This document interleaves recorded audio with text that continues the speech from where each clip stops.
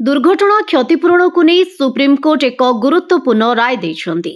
जदि दुर्घटना समय गाड़ी चालकों पाखरे वैध ड्राइविंग लाइसेंस न थाए किंबा लाइसेंस नवीकरण होई न थाए तेबे क्षतिपूरण देवाई बीमा कंपनी को बाध्य करा जाई परिबो नाही बोली सर्वोच्च न्यायालय स्पष्ट करिसेंती।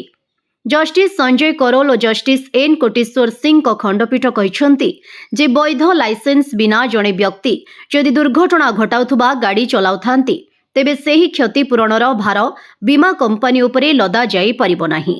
कोर्ट को राय अनुसार एपरी परिस्थिति रे गाड़ी चालक गाड़ी मालिक किंबा उभयंकु क्षतिपूरण देवार दायित्व बहन करने पड़ पारे।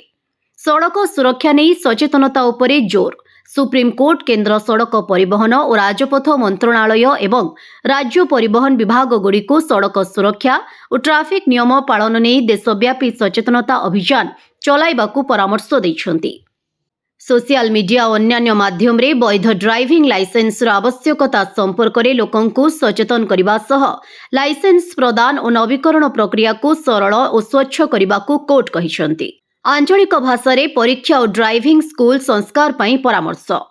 ड्राइविंग स्कूल गुड़िकर नियमावली रे संस्कार आनिबा सह एहाकु सुलभ मूल्य रे उपलब्ध कराइबा दिगरे पदक्षेप नेबाकू सुप्रीमकोर्ट परामर्श दैछन्ति। एथिसह ड्राइविंग लाइसेंस पई आवेदन और परीक्षा प्रक्रिया को आंचलिक भाषा रे करिबा उपरे मध्य जोर दिया जाइछि।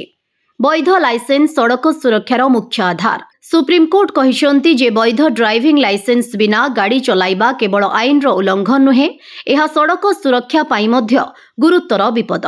तेणु नियमर कड़ाकड़ी पालन सह लोकंक मध्यरे सचेतनता बढ़ाइबा आवश्यक बोली कोर्ट मत दैछन्ति। ब्यूरो रिपोर्ट, विकल्प समाचार। आम चैनल को लाइक, शेयर एवं सब्सक्राइब करंतु।